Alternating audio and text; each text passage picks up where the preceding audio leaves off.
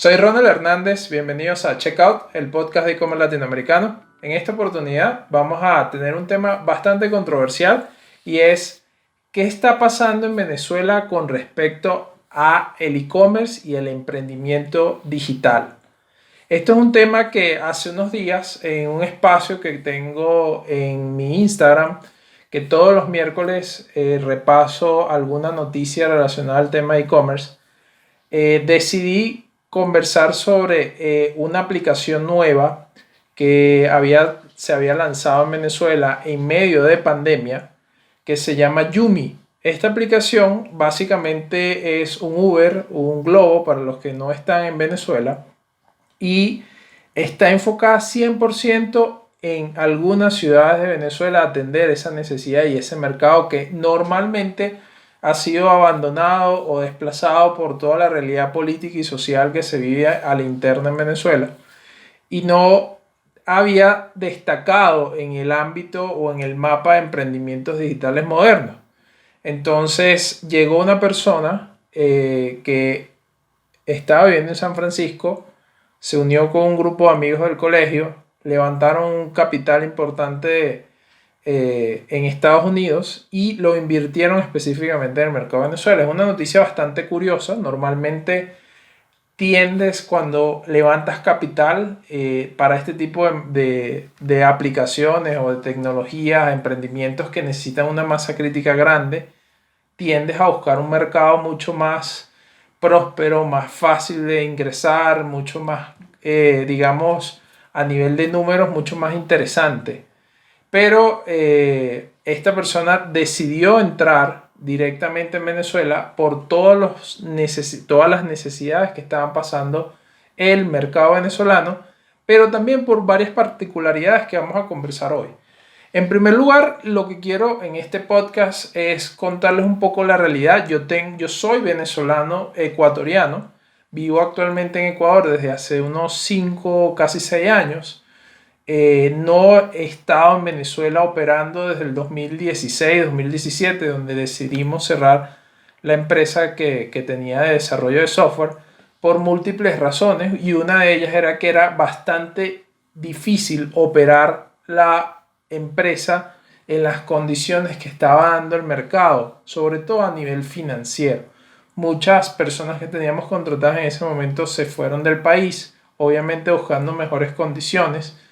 Estaba una crisis muy profunda de alimentación, una crisis muy profunda de salud, etcétera, etcétera, que obligaba a la gente a buscar una alternativa en otro lado. Entonces para nosotros era bastante complicado, además las velocidades de internet eran muy lentas, había muy pocas operadoras de internet en ese momento, y decidimos solamente operar desde Ecuador, que es la sede actual de mi empresa Virtual Create. Sin embargo, tengo muchos amigos y familiares en Venezuela que me han estado actualizando lo que allá sucede. Yo tuve la oportunidad de ir a Caracas en el 2018, fue la última vez que fui, y realmente me encontré con una Venezuela bastante precaria. Fue muy duro entender y ver la realidad de lo que estaba ahí. Obviamente, como en todos lados, hay varias realidades. Obviamente hay gente que la está pasando muy, muy mal. Obviamente hay gente que ha encontrado la manera de sobrevivir, esté ligado, ¿no?, al tema político, pero ha encontrado la manera de estar y vivir dentro y producir sobre todo dentro de Venezuela. Pero ¿cómo funciona eso a la interna hoy en día en el 2021? A raíz de toda esta pandemia que ocurrió, obviamente, como saben, todos los países entramos en una crisis gigantesca de salud pública y además de una crisis gigantesca a nivel financiero. Es lo que yo hablo con mis amigos, socios y la gente con la que comento el tema. Lo más difícil que ha tenido esta crisis es afrontar esta nueva realidad financiera económica para la humanidad, porque mucha gente y muchos negocios han tenido que reinventarse en medio de esta locura que nos ha tocado vivir. Y no solo eso, sino que también la realidad de mucha gente es que han encontrado nuevas oportunidades, nuevas formas de hacer las cosas mucho más económicas, mucho más, digamos, que tienen más sentido para ciertas personas. Y esa es justamente una de las razones por las cuales en Venezuela empezaron a surgir un montón de iniciativas y otras que ya existían empezaron digamos, a aflorar, a crecer, porque realmente esta situación pandémica trajo consigo varios cambios importantes. El primer cambio importante que trajo esta situación a la gente que vive en Venezuela es que ya se venía de alguna manera un poco informal o bastante informal, de hecho, utilizando el tema del dólar. ¿Cómo funciona la moneda actualmente en Venezuela? Realmente Venezuela es un país que ha sufrido un golpe muy fuerte a raíz de todas estas políticas públicas que ha implementado el chavismo. Y una de las consecuencias más poderosas que ha tenido estas políticas erróneas que han implementado ha sido el impacto contra la moneda interna, que es el bolívar. El bolívar se ha visto muy devaluado a lo largo de los años, pero en los últimos 3 o 4 años la espiral ha sido salvaje. Es decir, desde que yo fui, y fíjense que desde que yo estuve en el 2018 en Venezuela, justamente llego cuando hay una reconversión monetaria, es decir, le quitaron unos ceros a la moneda actual y trajeron nuevos billetes para, digamos, buscar la forma de que la inflación no fuese tan absurda. En ese momento me acuerdo que una de las imágenes más fuertes que yo vi en Venezuela era que la gente tiraba literalmente los billetes a la calle, sobre todo en el metro de Caracas. Yo vi muchos billetes en todos lados tirados y me llamaba mucho la atención, y es que realmente ese billete en ese momento había perdido el valor y ya no servía para nada. Y ahora había un nuevo cono monetario, y ese nuevo cono monetario en ese momento se le llamaba soberanos. Estaba como, era la nueva iniciativa del gobierno para poder bajar la inflación o disfrazarla más que todo.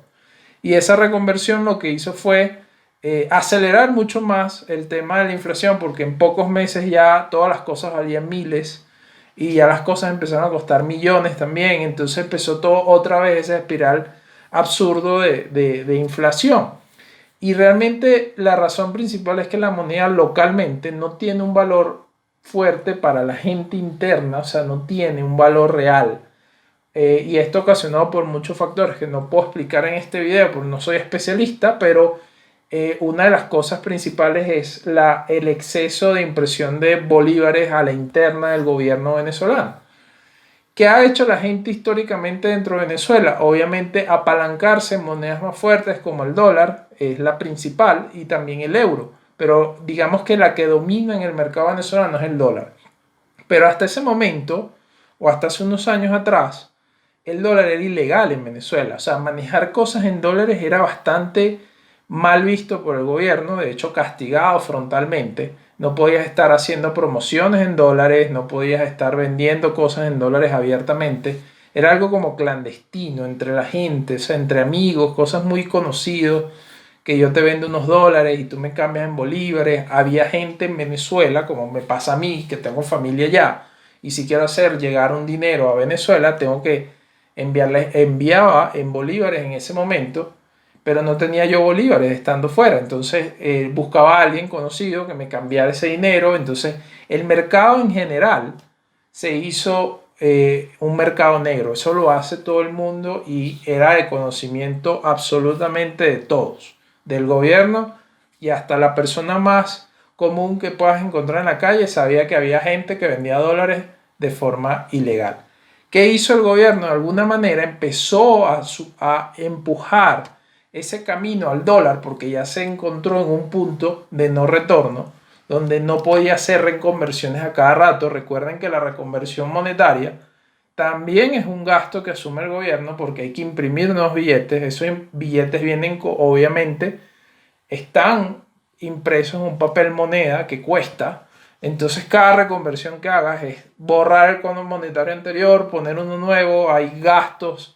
El papel de billete no se imprime en Venezuela, o sea, se hace el billete, el diseño, y se imprime en una impresora, pero el papel viene de otro país, entonces eso cuesta plata.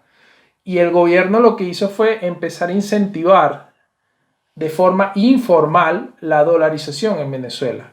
Primero empezó a dejar que la gente publicara ciertos precios en dólares, sobre todo grandes cadenas, que eso fue lo que, digamos, yo creo que fue un punto de quiebra, porque antes todo el mundo hablaba de dólares, Podías comprar cosas en dólares, casas, terrenos, un carro, pero no había un precio publicado en un cartel en la calle.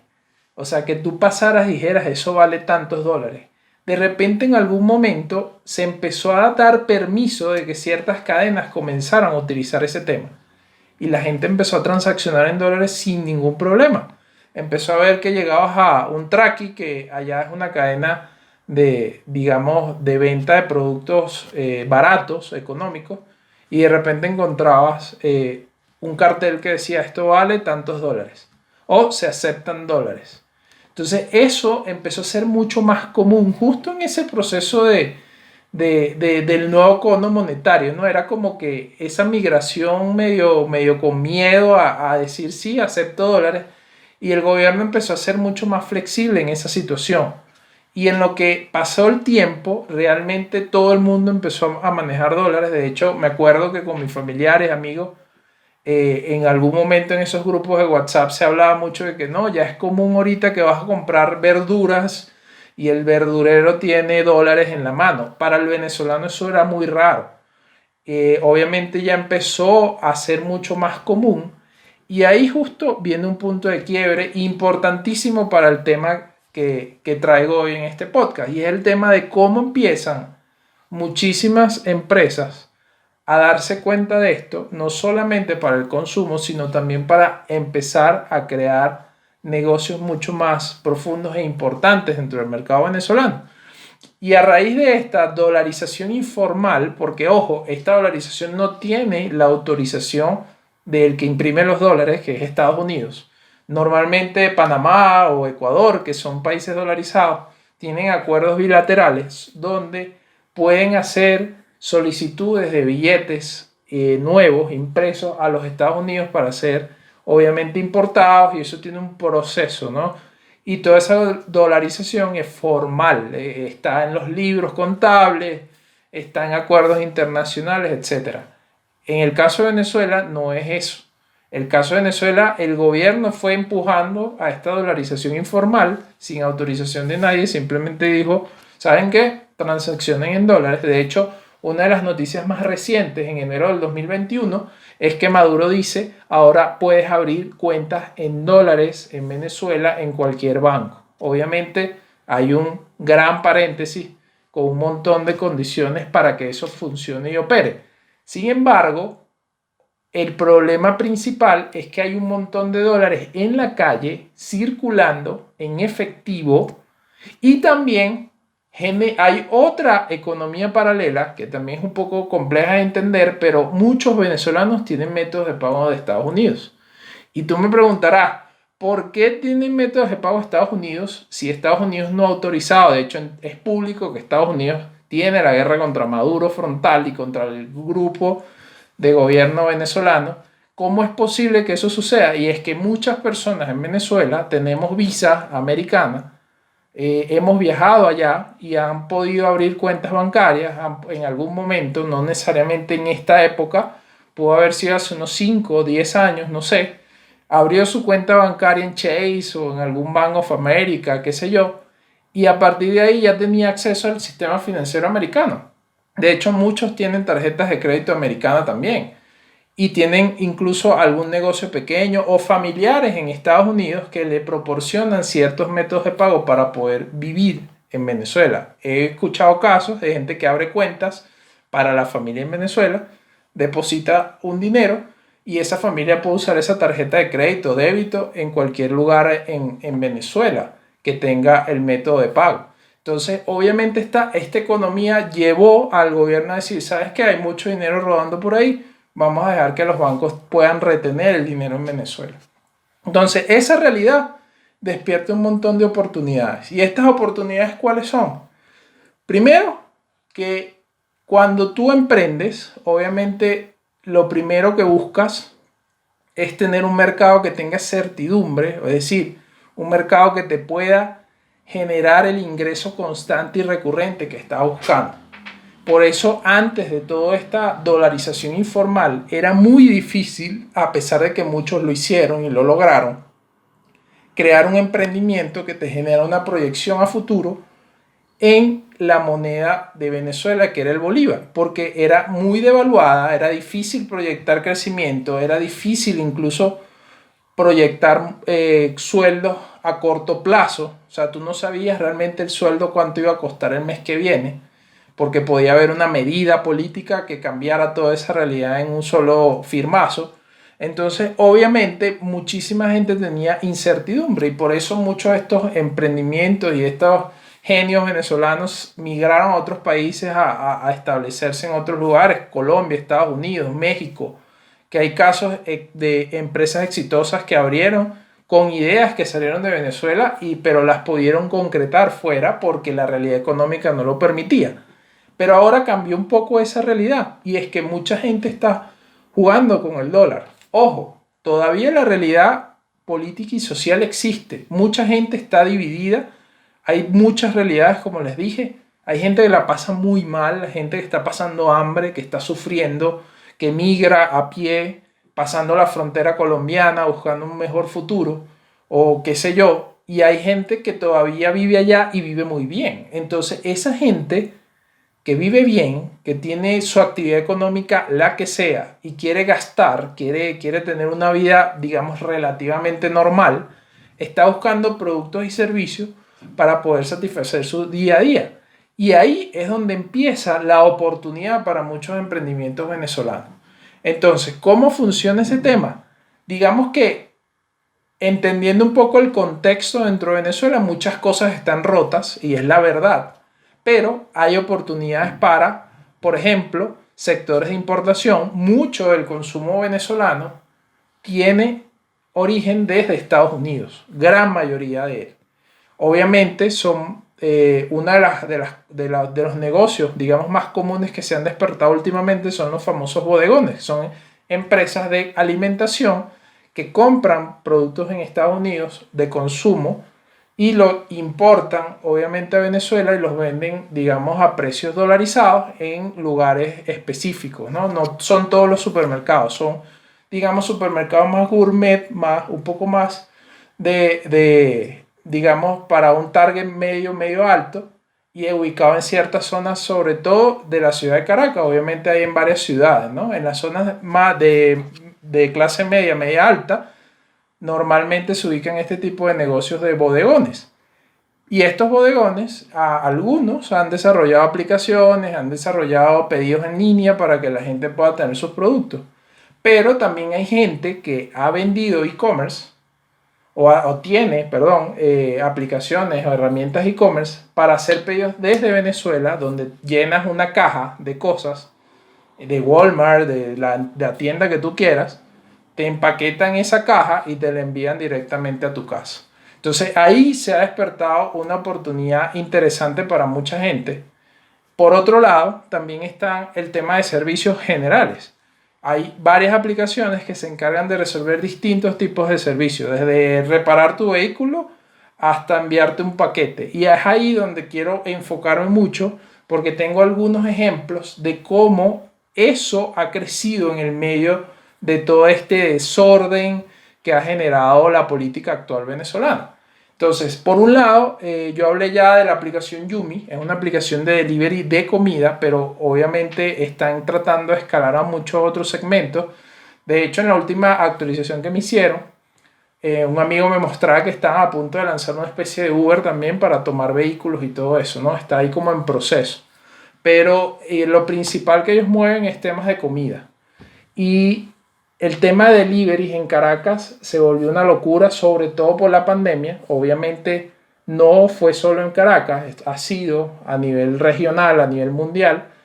Y en Caracas el tema de delivery empezó a ser un boom y muchas aplicaciones empezaron a soltar digamos, sus ideas. Una de ellas también es UbiGo, que ya estaba posicionada en el mercado desde hace rato, pero en pandemia se aceleró porque mucha gente necesitaba comer, necesitaba mandar algo a otro familiar y no tenía cómo circular porque había restricciones, ¿no? Entonces, digamos que con estas aplicaciones tuvieron un poquito más de apertura y pudieron desarrollarse en plena pandemia. Además de eso, también descubrí otra aplicación interesante, que es una aplicación que se llama Apetoy, Es una aplicación donde tú puedes contratar servicios de construcción y reparación de cosas del hogar, sobre todo. Que me pareció muy interesante porque siempre es común, sobre todo en países latinoamericanos, donde la confianza es sumamente importante y la referencia es sumamente importante para poder traer un albañil a tu casa o un plomero o una persona que te repare algún problema. Y estas aplicaciones, digamos que a través de lo que se llama la economía colaborativa, empiezan a conectar gente que tiene la necesidad de reparar algo con una persona que tiene la habilidad de hacerlo. Y en el medio, obviamente, hacen todo ese proceso de validación y certificación. Y esta aplicación está operando actualmente en Venezuela. De hecho, ya conozco algunas personas que la han usado y me dicen que es buenísima porque te conectan con gente profesional, amable y sobre todo que está certificada por la aplicación. Por otro lado, también hay otro caso que me llamó mucho la atención en todo este tema, que igual ya tenía tiempo porque nació justamente esa necesidad. Son venezolanos en el extranjero que vieron en algún momento la oportunidad de crear un sistema de cambio de moneda. Y este sistema se llama RTM. Es una aplicación básicamente donde tú cambias de distintas monedas o métodos de pago. Puedes cambiar de PayPal a dinero en efectivo, puedes cambiar dinero bolívares a dólares, etcétera. De hecho, esta aplicación, en algún punto de, digamos, la historia que les acabo de contar de cómo el gobierno ha venido presionando el tema del uso del dólar, pero en un momento era ilegal, prohibió el uso de esta aplicación. De hecho, la bloqueó a nivel de sistemas para que la gente no la pudiera descargar ni usar. Y justamente porque mucha gente utilizaba RTM para poder cambiar dólares y enviarle dinero a la familia. Entonces se convirtió en un método de pago venezolano y está basada la empresa en Estados Unidos. De hecho, tiene fondeo americano, pero obviamente el gran mercado donde tiene la mayor necesidad actualmente es Venezuela. Obviamente Argentina, por las últimas políticas que se han desarrollado, tiene un caso muy parecido y mucha gente lo está empezando a usar desde allá. Pero me llamó mucho la atención este caso porque RTM se convirtió como en ese PayPal venezolano para poder transaccionar. Y el último que quería comentarles en este podcast es el tema de Gruero.io. Esto es una aplicación que justamente un amigo la usó hace poco y me dijo que es maravillosa porque es una aplicación que te da servicio asistencial en la vía. Si te pasa algo con tu carro, ellos pueden llegar a ayudarte. Y lo cual en Venezuela es una locura porque es muy peligroso quedarte en la calle con el carro dañado. Y tener a alguien de confianza a veces no es tan accesible. Y hay gente que paga la membresía de este servicio, pagas mensual me parece, y puedes hacer solicitudes al mes para que alguien te vaya a ayudar a hacer algún tipo de reparación o incluso mover el carro a tu casa si es que tienes algún problema. Entonces, si se dan cuenta con estos ejemplos que he utilizado, que son muy básicos, los analicé muy por encima, pero cada uno de ellos ha empezado a aprovechar las oportunidades que está generando un mar revuelto como es el venezolano en este momento, donde hay gente utilizando dólares, donde hay muchas necesidades por solventar. Hay un mercado de gente que sigue viviendo allá y encontró la manera de seguir ganando dinero y seguir manteniendo su vida. Y esa gente tiene la necesidad de gastar y con una necesidad, digamos, mucho más imperativa porque, digamos, escasean las opciones. Entonces necesitas cosas.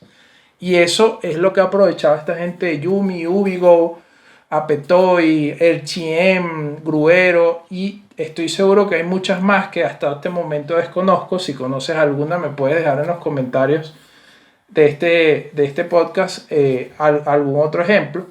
Pero quería cerrar. Es importante esto porque quiero cerrar con algunas recomendaciones si es que estás considerando invertir en Venezuela en una startup o quieres realizar algún tipo de aporte o desarrollo desde Venezuela, ¿no? Entonces, lo primero que te puedo recomendar en este video y después de hacer un análisis de varias cosas es que la estructura que vayas a utilizar empresarial tiene que tener un pie en los Estados Unidos. Y la razón de esto no es simplemente para que aproveches los beneficios de una economía más sólida, que es la americana, sino porque gran parte de la transaccionabilidad que hay en Venezuela a nivel de consumo tiene un pie en los Estados Unidos por todos estos métodos de pago que te he venido comentando. PayPal, RTM, Zelle, tarjetas de crédito, tarjetas de débito, etcétera, etcétera, etcétera. Entonces, para una empresa constituida en los Estados Unidos, siempre y cuando, obviamente, todas las transacciones sean legales y no rompan la ley, son transacciones válidas para una empresa que puede facturar y funcionar sin ningún problema. Para esto hay muchos abogados que te pueden asesorar. Incluso ni siquiera necesitas estar en los Estados Unidos viviendo para poder tener este tipo de empresas abiertas. Entonces, lo primero que te puedo recomendar es eso. Venezuela depende mucho, aunque digan lo contrario, de Estados Unidos, en consumo, en el día a día, en la gente que vive dentro de Venezuela. Y ese consumo cada día es mayor porque al tener el dólar circulando, ¿quién emite el dólar? ¿Quién imprime el dólar? ¿Dónde es el mejor lugar para tener una cuenta en dólares? Entonces, obviamente, el sistema financiero americano beneficia una estructura empresarial estando dentro de los Estados Unidos. Ahora, importantísimo, si tú quieres empezar en Venezuela, pero tienes la vista puesta en otros países, Venezuela es un canvas, un canvas no, una caja de arena de pruebas muy interesante porque tiene tantos problemas y tiene un público en tantos niveles, gente que sabe mucho de digital y gente que no sabe nada, gente que se va a encontrar de buenas a primeras y tienes un feedback, que eso es lo único que yo todavía extraño muchísimo del mercado venezolano, y es que el feedback en Venezuela de los clientes es bastante directo. O sea, es bastante rápido. O sea, el cliente, si le gusta o no le gusta algo, te lo va a decir y te lo va a decir de frente y sin titubeos. En otros países la cosa es un poco más diluida, más disfrazada. A veces gente que no te quiere decir nada y tú no sabes realmente si tu servicio o producto está funcionando bien. En Venezuela me gustaba eso, que la gente te decía las cosas de frente, frontal, y eso te sirve para mejorar muchísimo. Entonces, si tienes la vista puesta en otros mercados, Venezuela no es una mala opción para testear si tu modelo de negocios tiene sentido. El tercer punto que te dejo acá es el tema de la operación. ¿Cómo vas a operar dentro de este tema, dentro de este esquema? Si bien tienes una empresa dentro de los Estados Unidos, hablemos de una startup que tiene mucho tema tecnológico. Muchos de los gastos los vas a hacer allá, obviamente, porque necesitas arquitectura tecnológica en la nube, necesitas algún tema, alguna herramienta particular que en Venezuela no hay, casi seguro que no hay muchas herramientas de marketing digital, por ejemplo. Necesitas invertir en Facebook, en Google, etcétera. Entonces, al estar ubicado allá, una de las estructuras que te puede funcionar es un mix de gente operando en Venezuela y gente operando en Estados Unidos. ¿Por qué digo esto? Porque he visto también intentos de startups que están 100% basadas en los Estados Unidos. Y el problema es que la no conexión con el día a día y la realidad de Venezuela también puede jugar en contra. Y esto lo digo porque tengo amigos de otros países que me han preguntado a raíz de las historias que coloqué el otro día: oye, yo quiero invertir en Venezuela, qué interesante, tengo un dinero adicional que me gustaría invertir en algún proyecto. Para los que están interesados en ese tema, es importantísimo que tengan una operación mixta, que tengan a alguien en Venezuela que conozca la realidad del día a día de lo que se vive allá. Porque la realidad política que vive Venezuela y social es muy movida, es muy ambigua, no es tan estable como en otros países, y peor en pandemia. Todos los días hay un anuncio en Venezuela nuevo que puede afectar directa o indirectamente tu negocio. Todos los días hay un cambio, todos los días puede haber un tema político fuerte también allá. Ahorita está calmado porque hay pandemia y, digamos, los políticos no pueden estar convocando gente, pero ¿qué pasa si en algún momento lo hacen? Se arma todo un desastre. Todo eso afecta directamente a tu negocio. Entonces es importantísimo en operación tenerla dividida. Si vas a colocar una operación fuera, genial. Si vas a colocar una operación dentro de Venezuela, tienes que buscarte a alguien que pueda operar el negocio dentro de Venezuela. ¿Ok? Y por último, el tema de dónde operar. Entonces, estas personas que van a operar contigo en Venezuela tienen que tener la realidad de cuáles son los mercados que hay abiertos allá, porque Venezuela como toda es muy grande, es muy bella, pero la realidad es que el día a día económico se mueve en ciertas ciudades importantes. Por el desorden que hay internamente, ha generado, obviamente, que muchas cosas se acumulen en ciudades principales. Valencia, Caracas, Maracaibo, lecherías en Puerto La Cruz. Hay ciertas ciudades que tienen mucho más movimiento que el resto del país. Entonces eso hay que entenderlo muy bien para poder operar de forma adecuada. Y otra pregunta que también me hicieron las personas que no viven en Venezuela y que nunca han estado allá, es: hola Ronald, ¿qué pasa si pongo una operación en Ecuador o un país como Panamá? No es mala idea. El problema es lo que te comentaba. Si tú quieres transaccionar de forma abierta y rápida, estar en los Estados Unidos es mucho más cercano a eso que estar en Ecuador o Panamá, porque lo que pasa en Ecuador, por ejemplo, con el tema financiero, etcétera, es que cualquier venezolano no puede venir a Ecuador a abrir una cuenta bancaria. Entonces le va a ser mucho más complicado hacerte un pago. Lo puede hacer en Estados Unidos por PayPal, traer el dinero a Ecuador es mucho más complicado. Entonces te va a cortar mucho ese flujo de caja que vas a necesitar para poder pagar tus cosas, empleados, programadores, etc. Entonces definitivamente esa estructura no sirve por esa vía. Y en Panamá sucede algo muy parecido. Entonces yo lo que te recomiendo es: trata de lograr que la estructura comience y esté basado, tenga un pie muy fuerte, muy sólido en los Estados Unidos, para que sea mucho más fluido el tema de transaccionabilidad, sobre todo para este tipo de aplicaciones que son, digamos, digitales, de economía colaborativa, donde conecta gente, con servicios, con empresas, etc. Venezuela tiene muchísimos problemas hoy en día, y que estoy seguro, si hay gente dispuesta y hay gente que quiere invertir en ella y quiere invertir en resolver esos problemas, tiene un gran mercado por hacerlo, porque realmente hay mucha gente que todavía vive allá, como les dije, que no la está pasando mal, a diferencia de otro gran grupo de personas, y que tiene necesidades. Y esas necesidades, el que las logre identificar y les logre dar una solución, va a tener mucho éxito en ese proceso. Y hasta aquí este podcast de un tema súper controversial como es el tema de emprender de forma digital dentro de Venezuela. Se los hago con todo corazón y con mucha información que me ha dado mi familia, mis amigos que viven allá todavía. Muchas gracias por escucharme. No se olviden de compartir este contenido para gente que le interese. O también no se olviden de dejar un comentario en YouTube, que también lo dejo ahí en video. Ya saben, mis redes sociales son @ronaldcreate y ahí los espero. Cuídense, hasta la próxima.